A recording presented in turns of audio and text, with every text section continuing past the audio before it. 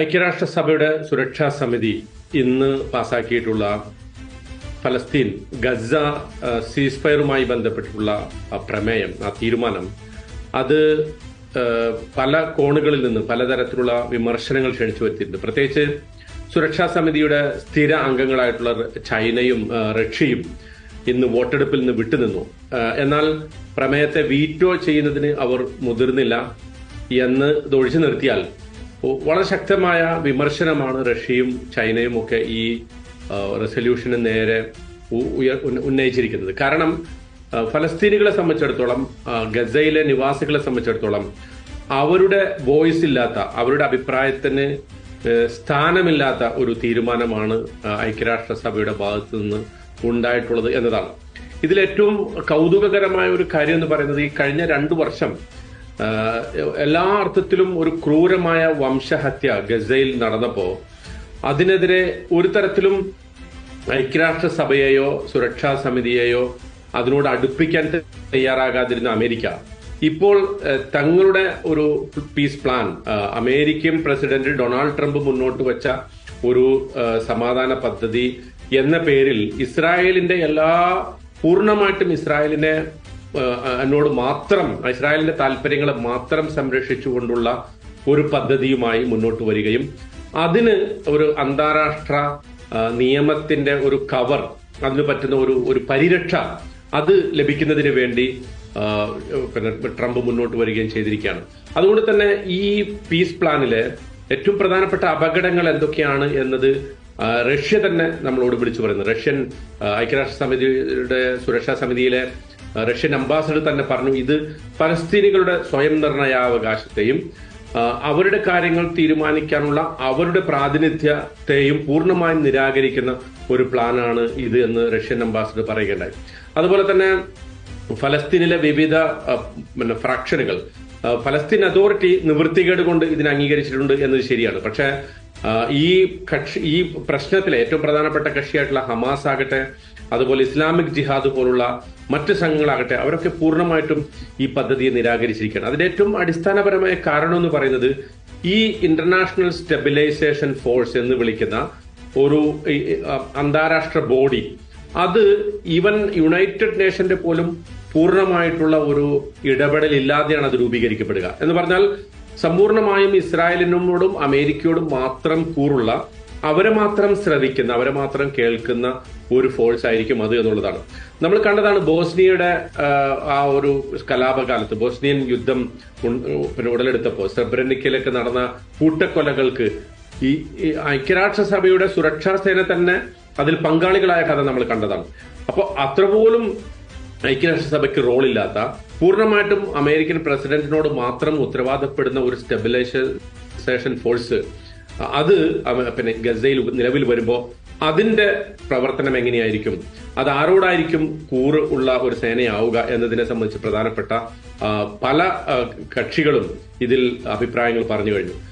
ശരിയാണ്, പല രാജ്യങ്ങളും ഇതിനെ സപ്പോർട്ട് ചെയ്യുന്നു. അൾജീരിയ, ഈജിപ്റ്റ് പോലുള്ള രാജ്യങ്ങളൊക്കെ ഇതിനെ സപ്പോർട്ട് ചെയ്യുന്നുണ്ട്. പക്ഷെ ഈ പ്രശ്നത്തെ നമ്മൾ ഒന്ന് ആലോചിച്ച് നോക്കിയാൽ ഒരു നൂറ്റാണ്ട് പിന്നിലേക്ക് കൊണ്ടുപോകുന്ന ഒരു ചരിത്രമാണ് നമുക്കിതിനെ കാണാൻ സാധിക്കുന്നത്. അതായത് ബ്രിട്ടീഷ് മാൻഡേറ്റ് 1-ാം ലോക യുദ്ധത്തിന് ശേഷം ഫലസ്തീനെ വിഭജിക്കുന്നതിലും ഇസ്രായേൽ എന്ന് പറയുന്ന രാജ്യത്തിന്റെ രൂപവൽക്കരണത്തിലേക്ക് നയിക്കുകയും ചെയ്ത അതേ ചരിത്ര സംഗതികൾ ഇപ്പോൾ വീണ്ടും ആവർത്തിക്കപ്പെടുകയാണ്. ബ്രിട്ടീഷ് മാൻഡേറ്റ് എന്ന് പറയുന്ന അന്നത്തെ ബ്രിട്ടീഷ് സർക്കാർ ഈ ഫലസ്തീനെ വിഭജിക്കുന്നതിന് നേതൃത്വം കൊടുത്ത അതേ പദ്ധതി തന്നെയാണ് ഇപ്പോഴും ആവർത്തിക്കുന്നത്.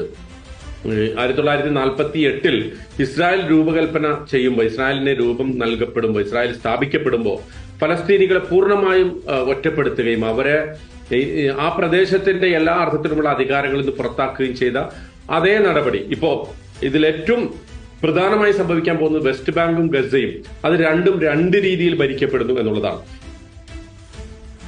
ഞാനൊന്ന് ഇടപെടുകയാണ്. അതായത് ഈ ബോർഡ് ഓഫ് പീസ് എന്ന പേരിലുള്ള ട്രംപിന്റെ ഈ കള്ള നാണയത്തെ നമ്മൾ തിരിച്ചറിയേണ്ടതല്ലേ? അവിടെ നോക്കൂ, ഫലസ്തീൻ അതോറിറ്റിക്ക് പോലും അവിടെ ഒരു ശബ്ദമില്ല എന്നാണ് ഞെട്ടിക്കുന്ന ഒരു വസ്തുത.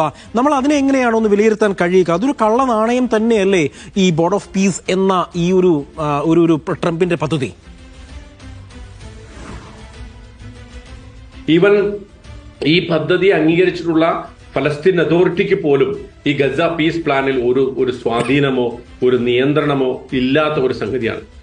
ഗസയെ പൂർണ്ണമായിട്ടും ഡീമിലിറ്ററൈസ് ചെയ്യും, പൂർണ്ണമായും സൈനികമായി നിരായുധീകരിക്കുമെന്ന് പറയുന്നത് ഫലസ്തീനികളെ സംബന്ധിച്ചിടത്തോളം അവരുടെ പ്രതിരോധം എല്ലാ അന്താരാഷ്ട്ര നിയമങ്ങളും അംഗീകരിച്ചു കൊടുക്കുന്ന ഒരു അധിനിവിഷ്ട പ്രദേശത്തെ ജനതയ്ക്ക് അധിനിവേശകർക്കെതിരെ സ്വാതന്ത്ര്യ പോരാട്ടം നടത്താനുള്ള അവകാശം എല്ലാ അന്താരാഷ്ട്ര നിയമങ്ങളും അംഗീകരിക്കുന്നതാണ്. അത് പൂർണ്ണമായും എടുത്തു കളഞ്ഞുകൊണ്ട് ഒരു ഇസ്രായേലിന് വിധേയപ്പെടുന്ന ഇസ്രായേൽ സൈന്യം ഇവിടുന്ന് പിൻവലിയും, അതുപോലെ സൈനിക സഹായം ഫലസ്തീനികൾക്ക് ലഭിക്കും, അതുപോലെ മാനുഷിക സഹായങ്ങൾ ലഭിക്കും, ട്രക്കുകൾ കൂടുതൽ ഭക്ഷ്യവസ്തുക്കളുമായി വരും എന്നൊക്കെ പറയുന്നുണ്ട്. പക്ഷെ നമ്മൾ ഇതിന്റെ പൊള്ളത്തരം മനസ്സിലാക്കണമെങ്കിൽ ഇപ്പോ നിലവിലുള്ള ഈ വെടിനിർത്തൽ പദ്ധതി അത് എങ്ങനെയാണ് പുരോഗമിക്കുന്നത് എന്ന് അറിഞ്ഞാൽ മാത്രം മതിയാകും. ഇന്ന് രാവിലെ പോലും ഇസ്രായേലി സൈന്യം ഗസയുടെ പല പ്രദേശങ്ങളിലെയും വീടുകൾ ഇടിച്ചു നിരത്തുകയും അവിടുത്തെ വില്ലേജുകൾ, ഫലസ്തീൻ ഗ്രാമങ്ങൾ പൂർണ്ണമായി നിശേഷം നശിപ്പിക്കുകയും ചെയ്ത സംഭവമാണ് ഇപ്പോ വെടിനിർത്തൽ പ്രാബല്യത്തിലുള്ള ഈ ഘട്ടത്തിൽ പോലും സംഭവിക്കുന്നത്. അതുകൊണ്ട് തന്നെ ഈ അന്താരാഷ്ട്ര സംഘം അവരെ എന്ത് പേരിട്ട് വിളിച്ചാലും, സ്റ്റെബിലൈസേഷൻ ഫോഴ്സ് എന്നോ പീസ് ഫോഴ്സ് എന്നോ ഒക്കെ പേരിട്ട് വിളിച്ചാലും അവർ കൂട്ടുനിൽക്കുക ഇസ്രായേലിന്റെ താല്പര്യപ്രകാരം ഗസയെ പരിപൂർണമായും ഒരു ഇസ്രായേൽ കോളനിയായിട്ട് നിലനിർത്തുന്നതിനുള്ള ഒരു പദ്ധതിക്ക് മാത്രമാണ് അവർ കൂട്ടുനിൽക്കുക. സംഭവിക്കുന്നത് എന്താണെന്ന് ചോദിച്ചാൽ ഭാവിയിലും ഫലസ്തീനികൾക്ക് സ്വയം പ്രതിരോധത്തിന് പല രൂപത്തിലുള്ള മാർഗങ്ങൾ സ്വീകരിക്കേണ്ടി വരും. ഈ പ്രശ്നം വീണ്ടും വീണ്ടും വഷളാവും, അധിനിവേശം തുടരുക തന്നെ ചെയ്യും എന്ന ഒരു അവസ്ഥയിലേക്കാണ് കാര്യങ്ങൾ പോവുക.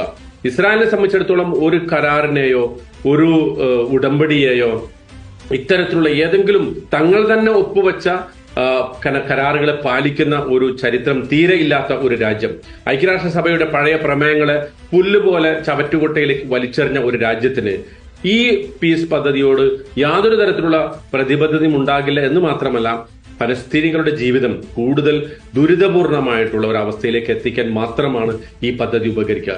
ഏതെങ്കിലും അർത്ഥത്തിൽ ഇത് ആർക്കെങ്കിലും ഗുണം ചെയ്യുമെങ്കിൽ അത്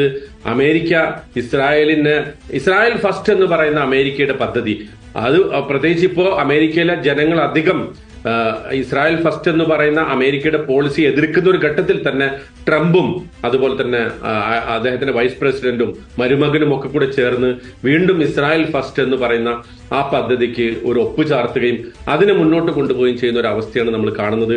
അതുകൊണ്ട് തന്നെ ഇതൊരു സമ്പൂർണമായ ഒരു സമാധാനത്തിലേക്കോ ഗസയിലെ ജനങ്ങളുടെ കഷ്ടപ്പാടുകൾ ദൂരീകരിക്കുന്നതിലേക്കോ ഒരു ഫലസ്തീൻ രാഷ്ട്രത്തിലേക്കുള്ള ഒരു സുപ്രധാന ചുവടുവെപ്പായിട്ടോ ഒന്നും തന്നെ നമുക്ക് വിലയിരുത്തുക സാധ്യമല്ല. മറിച്ച് അധിനിവേശത്തെ അരക്കിട്ടുറപ്പിക്കാനും കൂടുതൽ കഷ്ടാരിഷ്ടതകളിലേക്ക് ഫലസ്തീൻ ജനതയെ നയിക്കാനും ഗസയിലെ ആളുകളെ അവരുടെ ഭൂമി പിടിച്ചെടുത്തുകൊണ്ട് അവരുടെ വീടുകൾ തകർത്തുകൊണ്ട് ഇതുവരെ ഇസ്രായേൽ തുടർന്നു വന്ന ക്രൂരമായ വംശഹത്യ പരിപൂർണമായും ഇനിയും തുടർന്നുകൊണ്ടേയിരിക്കും. അങ്ങനെ ഫലസ്തീനികളെ ബലം പ്രയോഗിച്ച് ഗസയിൽ നിന്ന് ഏതെങ്കിലും മറ്റു നാടുകളിലേക്ക്, ഇപ്പൊ നമ്മൾ കേൾക്കുന്ന ചില വാർത്തകൾ വരുന്നുണ്ട്, ദക്ഷിണാഫ്രിക്കയിലൊക്കെ ഫലസ്തീനികളെ റിക്രൂട്ട് ചെയ്യുന്ന സംഘങ്ങൾ നിഗൂഢമായി ഇസ്രായേലിന്റെ ഒത്താശയോടുകൂടി പ്രവർത്തിക്കുന്നു എന്ന് പറഞ്ഞാൽ ഇസ്രായേൽ ഫസ്റ്റ് അങ്ങ് പറഞ്ഞതുപോലെ ഡോക്ടർ താജ